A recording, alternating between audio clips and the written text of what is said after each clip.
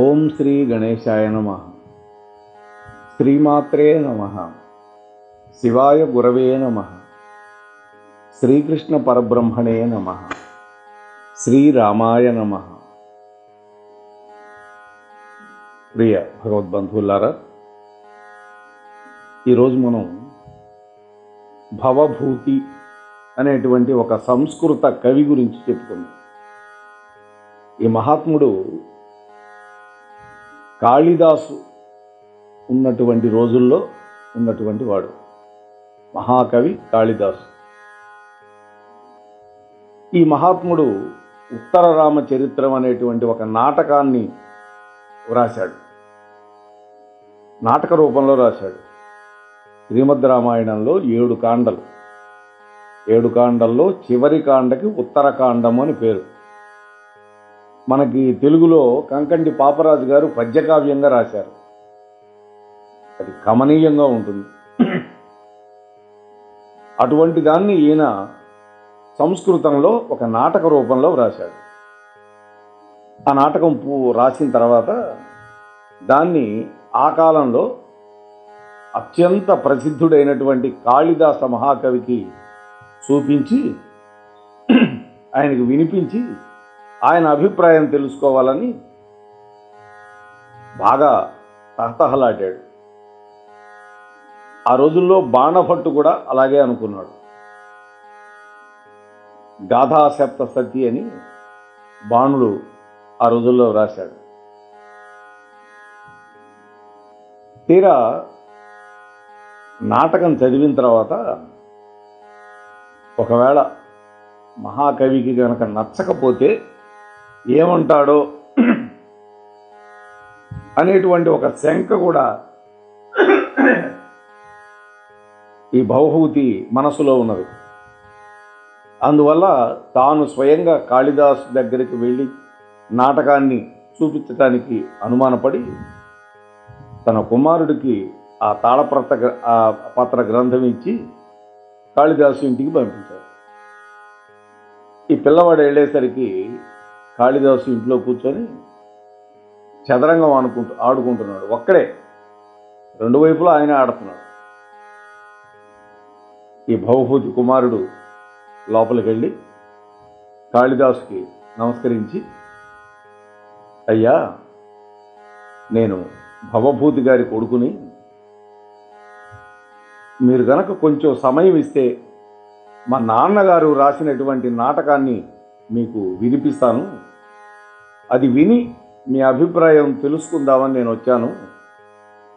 మా నాన్నగారు రాలేక నన్ను పంపిస్తే నేను వచ్చాను అన్నాడు. సరే, ఇంకెందుకు ఆలస్యం, వచ్చావు కదా, ఇప్పుడే చదివి వినిపించు అన్నాడు. ఒక చెవి పడేసి నేను వింటాను అని సదరంగం ఆపకుండా, ఆ బల్ల మీద నుంచి దృష్టి మరలించకుండా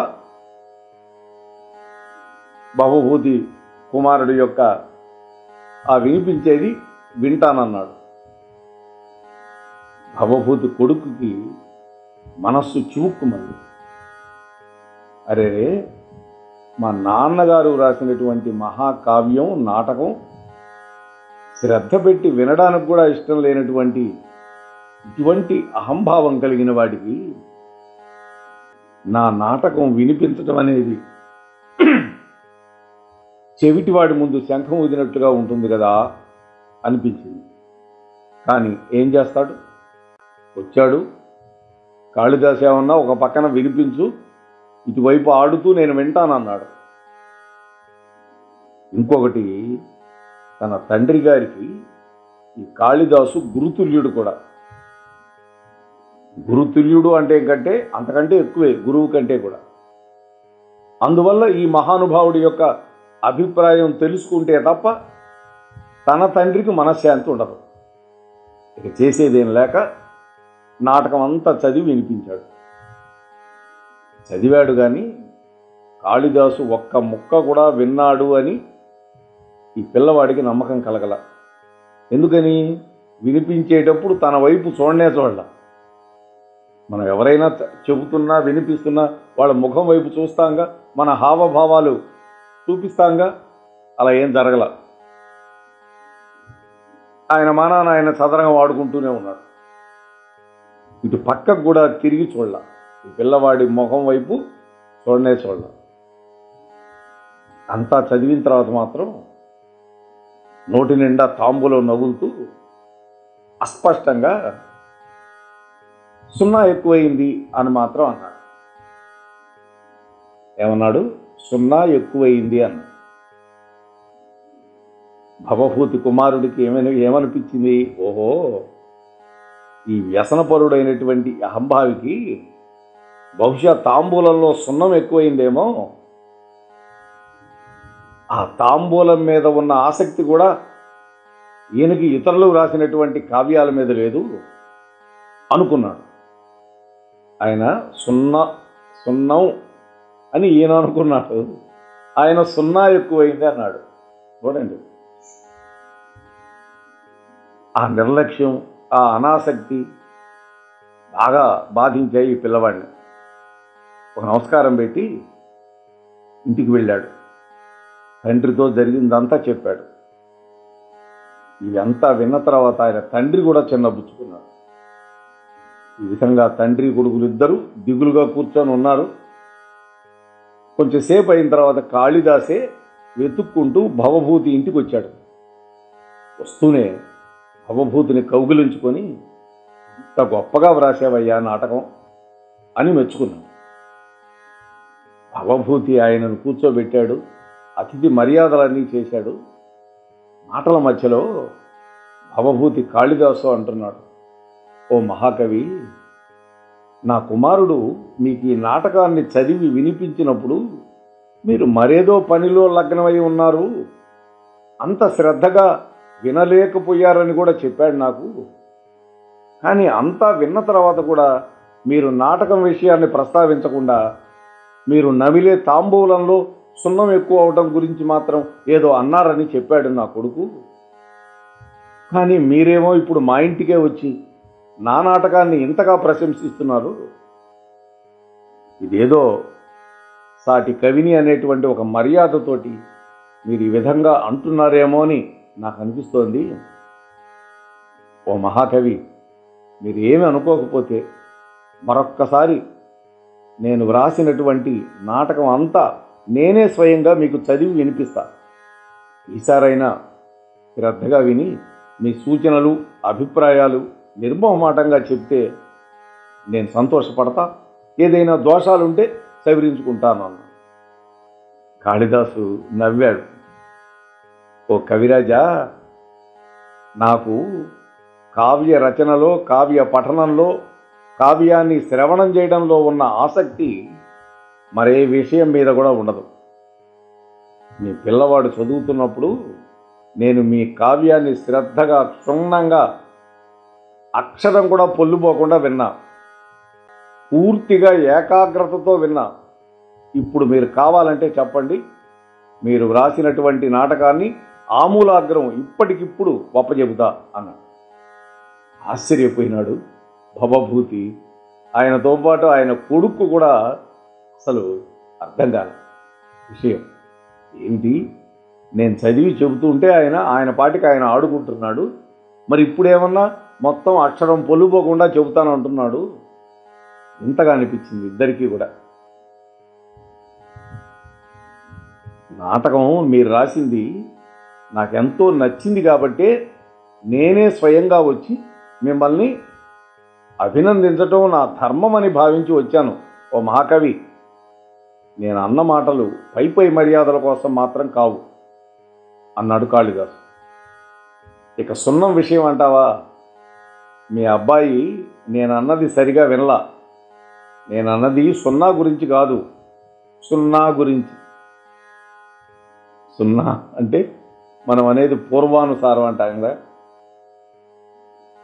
నాటకంలో ఒక్క చోట ఒక్క 0 ఎక్కువైందేమో, ఆ 0 కనుక తీసేస్తే ఆ శ్లోకం మరింత రమ్యంగా ఉంటుంది అని నాకు అనిపించింది.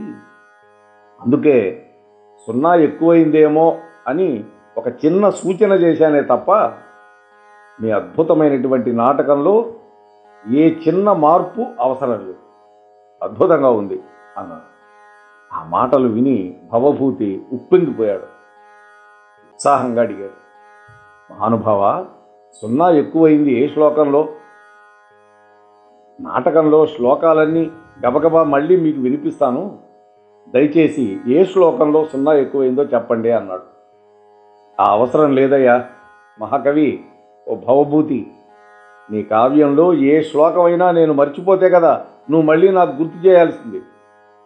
మొదటి అంకంలోనే రాముడు తాను అరణ్యవాసంలో సీతాదేవితో గడిపినటువంటి ఆ తొలి రోజులు గుర్తు చేసుకుంటూ ఉండేటటువంటి సందర్భంలో ఒక మనోహరమైనటువంటి శ్లోకం చెప్పావు నువ్వు.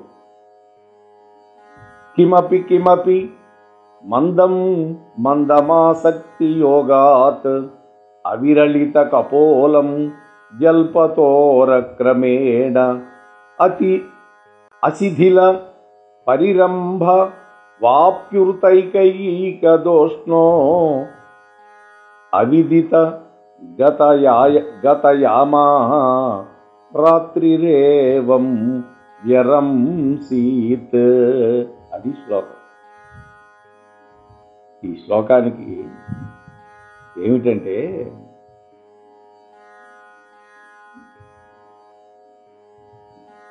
నువ్వు రాసిన శ్లోకంలో ఆ రాత్రి వాళ్ళిద్దరూ మాట్లాడుకుంటూ ఉన్నారు, సీతాదేవి రాముడు.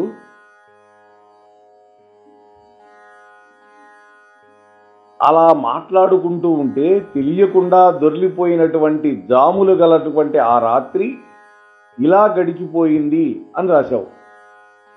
అవునవును అన్నాడు భవభూతి. అందులో రాత్రి రేవం వ్యరంసీత్ అన్నావు నువ్వు.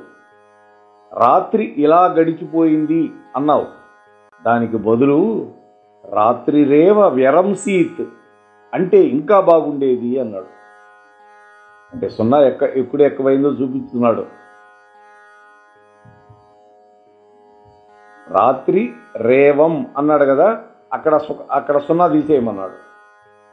రాత్రి రేవ వ్యరంసీత్, రాత్రి గడిచిపోయింది, మాటలు మాత్రం ఇంకా మిగిలే ఉన్నాయి అనేటువంటి అర్థం వస్తుంది అలా రాస్తే. అని గనక రాస్తే మరీ బాగుంటుంది. ఎందుకంటే పరస్పరం అనురక్తులైనటువంటి దంపతుల యొక్క మాటలు ఎడతెగవు. ఎంత మాట్లాడుకున్నా ఇంకా ఉంటూనే ఉంటాయి. రాత్రి జాములు మాత్రం దొర్లిపోతూ ఉంటాయి, మాటలు మాత్రం ఇంకా మిగిలే ఉంటాయి అనేటువంటి అందమైనటువంటి భావం వస్తుంది అక్కడ సున్నా గనక తొలగిస్తే అన్నాడు కాళిదాసు. మహాకవి, అవశ్యంగా చేస్తాను. ఎంత అద్భుతమైనటువంటి మార్పు మీరు సూచించారు. అందుకే తమరు కవికుల గురువులు, మహాకవులు అన్నాడు ఆనంద బాష్పాలతోటి భవభూతి. కాళిదాస్ అన్నాడు, అదేమి లేదు, మీ అంతటి వారు మీరు కూడా మహాకవులే. నాటకేషు చ కావ్యేషు వయమేవ వా ఉత్తరే రామచరితే అన్నాడు కాళిదాసు. భవభూతి విశిష్యతే అని కూడా అన్నాడు.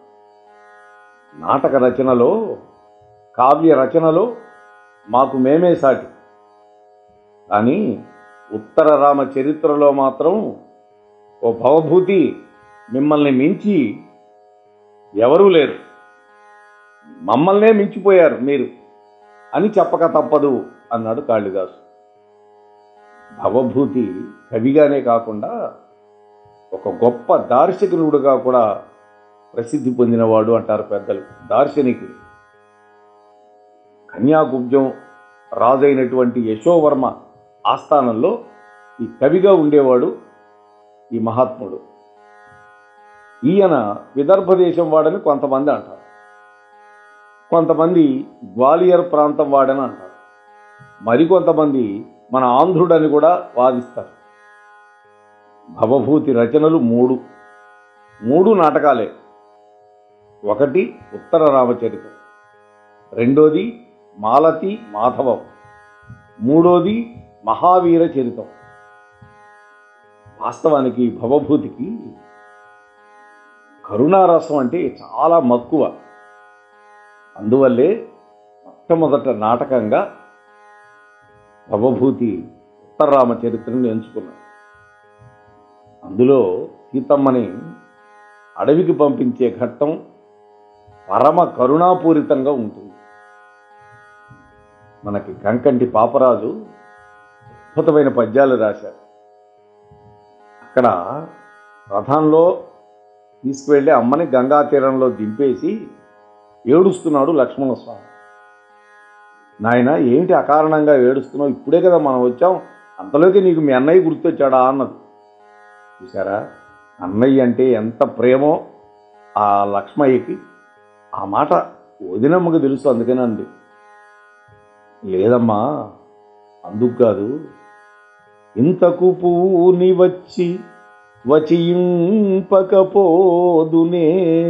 విన్ము తల్లి, దుశ్చింతులు దైత్యు చేయబడిన సీతను క్రమ్మర ఏలుచున్నవాడు ఎంతటి విమోహిరాముడని ఎగ్గులు వల్కిన ఆలకించి భూకాంతుడు నిందజల్ది నిన్ను కానలలో పలడించి రమ్మనెల్, నిన్ను కానలలో పలడించి రమ్మనెల్ అని లక్ష్మణస్వామి ఏడుస్తాడు.